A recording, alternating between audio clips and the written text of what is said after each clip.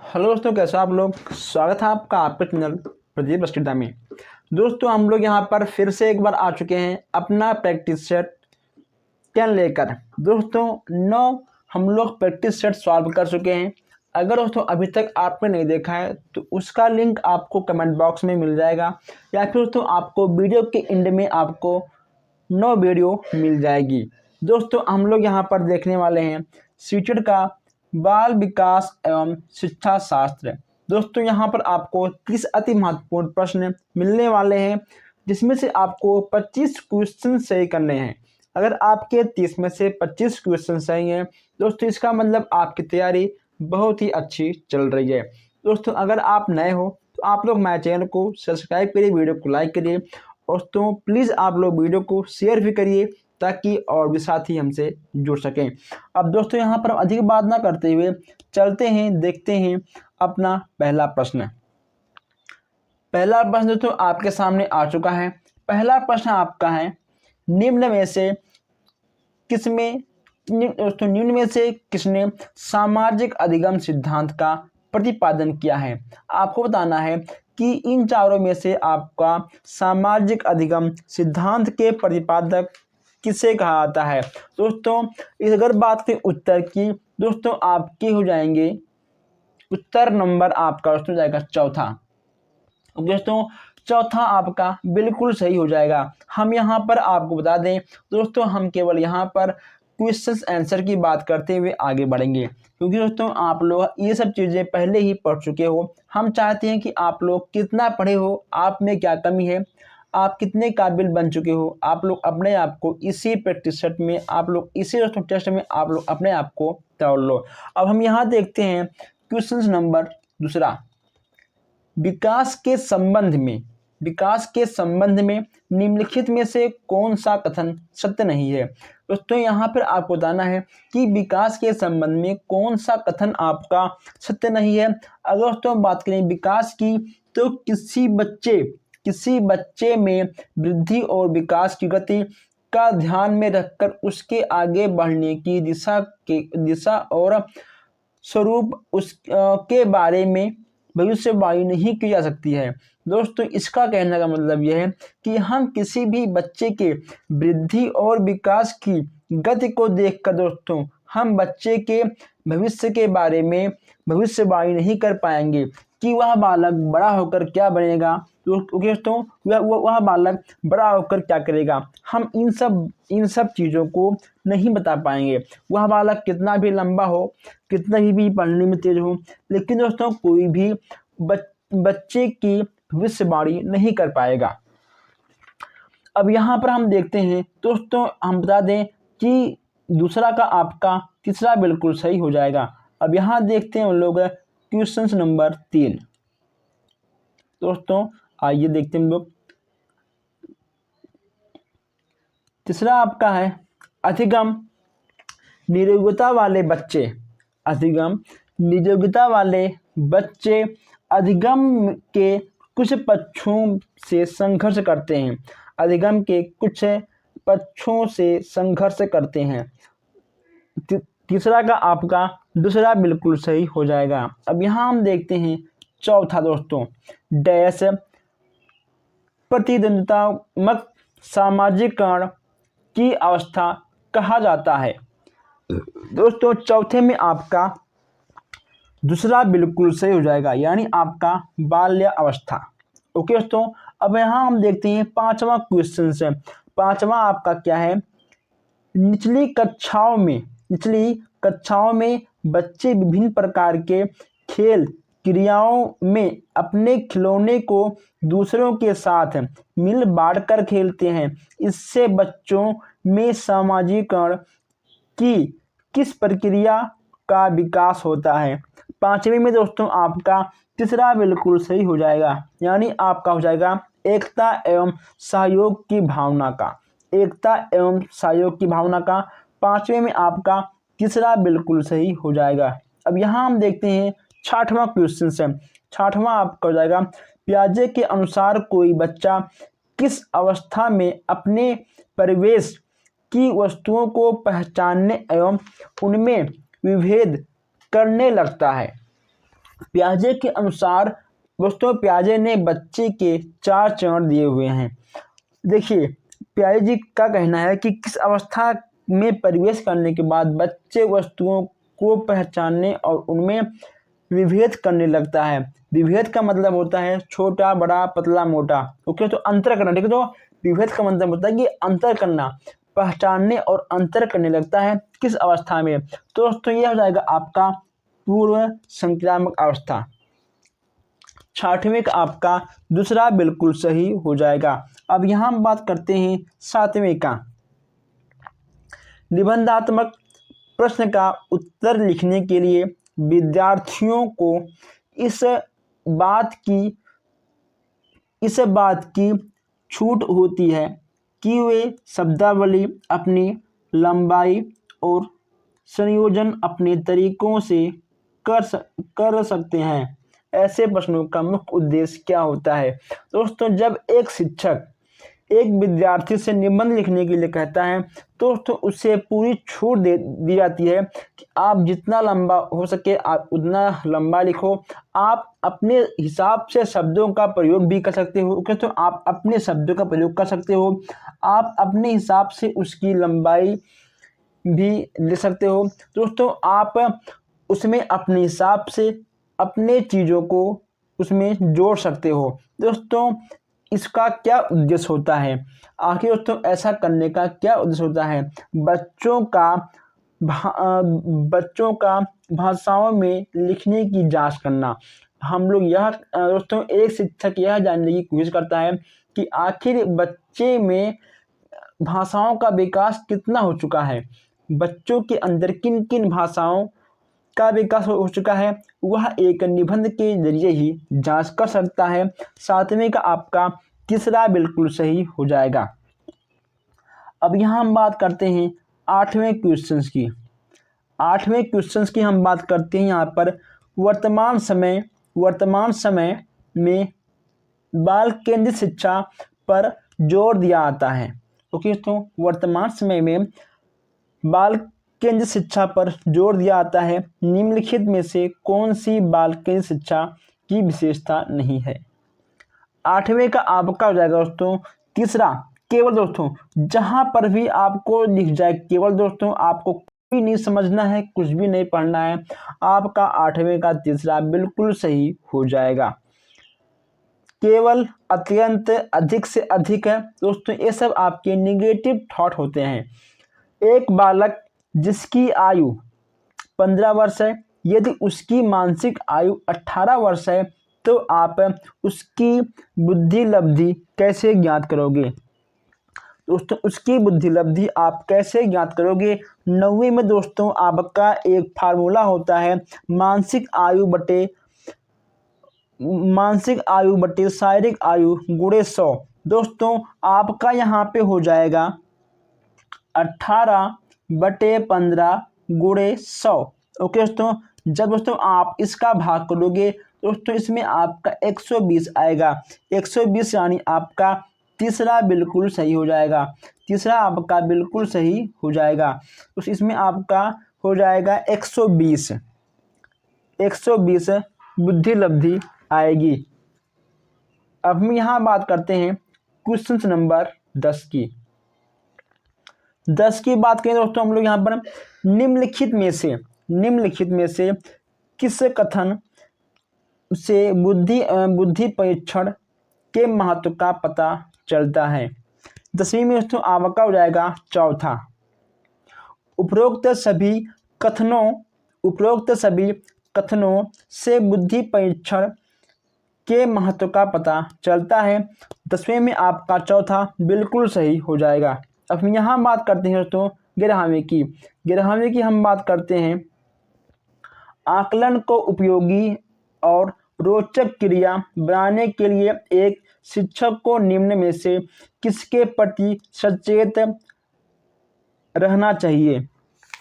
11वीं की बात करें इसमें दोस्तों आपका हो जाएगा तीसरा, शैक्षिक एवं शैक्षिक क्षेत्रों में छात्रों के सीखने के बारे में जानकारी प्राप्त करने के लिए विविध तरीकों का प्रयोग करने से।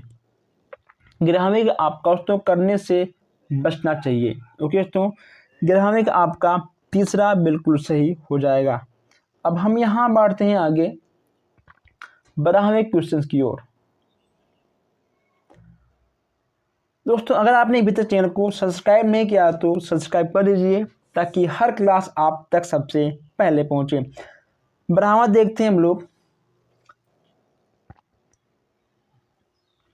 ब्राह्मण दोस्तों आपका है निम्नलिखित सीखने के सिद्धांत में से कौन से सिद्धांत का प्रतिपादन थॉर्नडाइक द्वारा प्रतिपादित नहीं है। ब्राह्मण की बात करें तो ब्राह्मण में आपका चौथा बिल्कुल सही हो जाएगा। सीखने का प्रबलन दोस्तों, सीखने का प्रबलन सिद्धांत ब्राह्मण आपका चौथा बिल्कुल सही हो जाएगा। अब यहाँ बात करते हैं हम क्वेश्चन नंबर 13 की। निम्नलिखित कथनों में से कौन सा कथन सत्य है। निम्नलिखित कथनों में से कौन सा कथन सत्य है आपको बताना है। स्त्रियों का हस्तलेख पुरुषों की अपेक्षा अच्छा होता है। दोस्तों यानी पुरुषों से ज़्यादा स्त्रियों का जो राइटिंग होता है, उसमें जो लिखने की राइटिंग होती है वह बहुत ही अच्छी होती है। दोस्तों 13वें आपका पहला बिल्कुल सही हो जाएगा। अब यहाँ हम बात करते हैं 14वें क्वेश्चन की। आकलन की प्रक्रिया के दौरान शिक्षकों को काफ़ी सावधानी बरतने की आवश्यकता होती है। इस दौरान शिक्षकों को निम्नलिखित में से कौन सा कार्य करना चाहिए। 14वें का आपका पहला बिल्कुल सही हो जाएगा। शिक्षार्थियों को फीडबैक उत्तर कराना ताकि वे बेहतर ढंग से कार्य कर सकें। 14वें का आपका पहला बिल्कुल सही हो जाएगा। 15वें की बात करें, वैश्विक विभिन्नताओं को समझने का तात्पर्य दोस्तों प्रत्यंत सबसे पहले किया जाता है। दोस्तों अगर बात करें 15वें की क्वेश्चंस की तो इसमें आपका हो जाएगा डाल्टन। डाल्टन आपका सही हो जाएगा। जहाँ पर भी आपको दिख जाए वैश्विक विभिन्नता दोस्तों वहाँ पर आपको मानना है डाल्टन महोदय को। अब यहाँ देखते हैं हम क्वेश्चन नंबर 16। विद्यार्थियों की उपलब्धि के मूल्यांकन के लिए सबसे बेहतर तरीका क्या हो सकता है। अगर बात करें 16वें की तो 16वें में आपका दूसरा बिल्कुल सही दोस्तों हो जाएगा। ग्रेडिंग पद्धति का प्रयोग करके। दोस्तों तुलना तो आपका होगा नहीं दोस्तों, तो ये भी आपका नहीं होगा दोस्तों, ठीक है। और श्रेणी के आधार पर तो ये भी आपका नहीं होगा, आपका हो जाएगा ग्रेडिंग के आधार पर। ऐसा आपका 16वें का दूसरा बिल्कुल सही हो जाएगा। अब यहाँ हम देखते हैं क्वेश्चन नंबर 17। अनुकरण एवं दोहराने की तीव्र प्रवृत्ति निम्न में से किस अवस्था की ओर संकेत करती है। दोस्तों बहुत ही आसान क्वेश्चन है दोस्तों। इसमें आपका हो जाएगा शेषवा अवस्था। शेषवा अवस्था में बच्चे हर चीज़ को दोहराते हैं, यानी आपका 17वें में आपका पहला बिल्कुल सही हो जाएगा। अब हम दोस्तों देखते हैं यहाँ पर 18वां क्वेश्चन है। निम्नलिखित में से कौन सतत एवं व्यापक मूल्यांकन का एक उद्देश्य नहीं है। 18वें की बात करें दोस्तों, इसमें आपका हो जाएगा क्वेश्चन नंबर दोस्तों, इसमें आपको हो जाएगा आंसर नंबर 3। अध्यापन एवं अधिगम क्रिया को शिक्षक केंद्रित कार्यकाल बनाना। 18वें का आपका तीसरा बिल्कुल सही हो जाएगा। यहाँ देखते हैं क्वेश्चन नंबर 19। दोस्तों 19वां यहाँ पर देखते हैं हम लोग एक शिक्षक को अनुसूचित एक शिक्षक को अनुसूचित जाति के छात्र के साथ कैसा व्यवहार करना चाहिए। अब आपके दिमाग में क्या आ रहा है, सभी बालकों के साथ समान शैक्षिक व्यवहार करना चाहिए। दोस्तों 19वां का आपका पहला बिल्कुल सही हो जाएगा। कोई भेदभाव, कोई जाति भेदभाव दोस्तों, कोई लिंग भेदभाव नहीं करना है आपको। एक शिक्षक को सबको समान देखना है। 20वां आपका है आप अपनी कक्षा में अधिगम को सरल बनाने के लिए दृश्य सामग्री का प्रयोग करते हैं। ऐसे स्थिति में कक्षा के किन छात्रों को सबसे कम लाभ होगा? दोस्तों अब यहाँ पर आप बताइए, सामान्य स्तर, उच्च स्तर, दोस्तों निम्न स्तर, या फिर जिन बालकों को अधिक जो बालक जो आँखों से अधिक देख पाते हैं। दोस्तों बताइए इसमें से आपका क्या होगा? दोस्तों इसमें से आपका हो जाएगा जो पढ़ने में उच्च स्तर के हैं। जो बालक सामान्य है, जो बालक निम्न है दोस्तों, जो अधिक देख पाते हैं वो लोग तो देख कर समझेंगे, लेकिन दोस्तों जो पढ़ने में तेज हैं दोस्तों उन्हें फिगर के माध्यम से समझने में बहुत ही परेशानी होगी, क्योंकि दोस्तों उनको इस चीज़ें बहुत ही पहले से आती हैं, इसलिए उन्हें कहीं ना कहीं कम लाभ मिलेगा। 20वां का आपका दूसरा बिल्कुल सही हो जाएगा। अब यहाँ देखते हैं हम 21 आपका है, निम्न में से कौन सा शिक्षार्थियों के सृजनात्मकता का पोषण करता है? तो 21 में आपका हो जाएगा दूसरा। ओके दोस्तों, दूसरा आपका बिल्कुल सही हो जाएगा।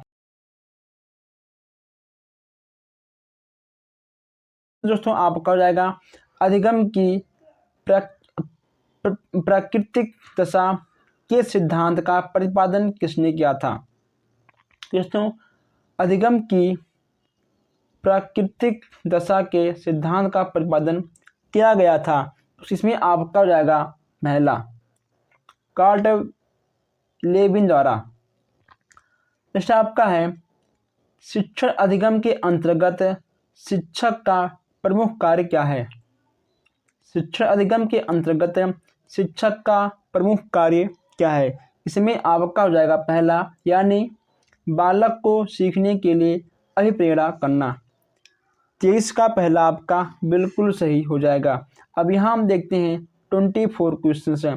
24 क्वेश्चंस की बात करें दोस्तों, इसमें आपका हो जाएगा किसी बालक में तर्क के आधार पर, किसी बालक के तर्क के आधार पर सोचने की क्षमता के विकास के लिए आवश्यक तत्व है।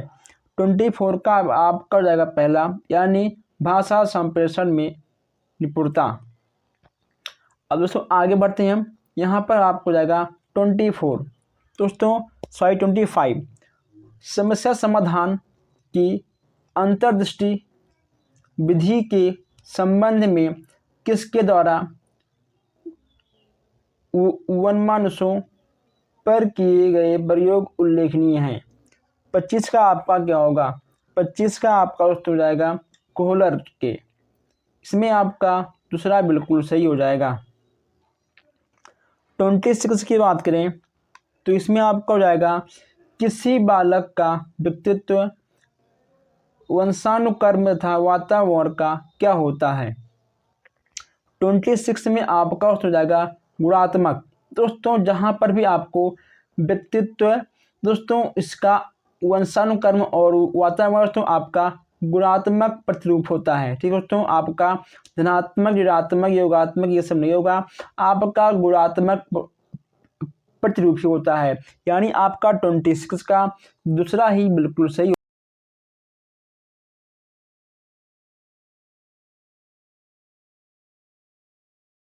अनुभव जन्य अधिगम सिद्धांत की शैक्षिक उपयोगिता निम्नलिखित में से कौन सी हो सकती है?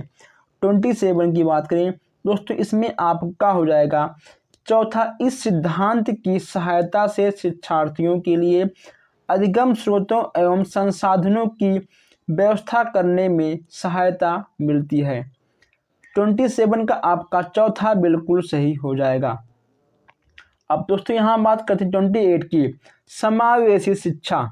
समावेशी शिक्षा डैश को शामिल कर अपने उद्देश्य को प्राप्त करती है।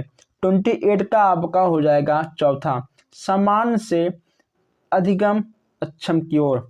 29 की बात करें, इसमें आपका हो जाएगा लिखने, चलने, टहलने, बोलने की अक्षमता होती है। लिखने, चलने, टहलने, बोलने की अक्षमता होती है। 29 का हो जाएगा आपका आप्रेक्सिया। ओके दोस्तों, आप्रेक्सिया आपका बिल्कुल सही हो जाएगा। अब यहाँ बात करते हैं हम 30वां की, राष्ट्रीय पाठ चर्चा की रूपरेखा 2005 का दस्तावेज किस मूल्य पर शिक्षा का उद्देश्य निर्देशित करता है। तीसरा में आपका हो जाएगा तीसरा, सामाजिक न्याय एवं समानता। दोस्तों तीसरा में आपका तीसरा बिल्कुल सही हो जाएगा। दोस्तों आज हम लोगों ने यहाँ पर 30 क्वेश्चन देखे हैं और आपको बताना है कि आपके कितने क्वेश्चन सही गए हैं। दोस्तों अगर आपका किसी भी प्रश्न में कोई डाउट हो तो आप हमसे बेझिझक पूछ सकते हो। दोस्तों हम मिलते हैं फिर इस वीडियो में, तब तक के लिए आप लोग वीडियो को लाइक करिए, शेयर करिए और सब्सक्राइब करिए। धन्यवाद।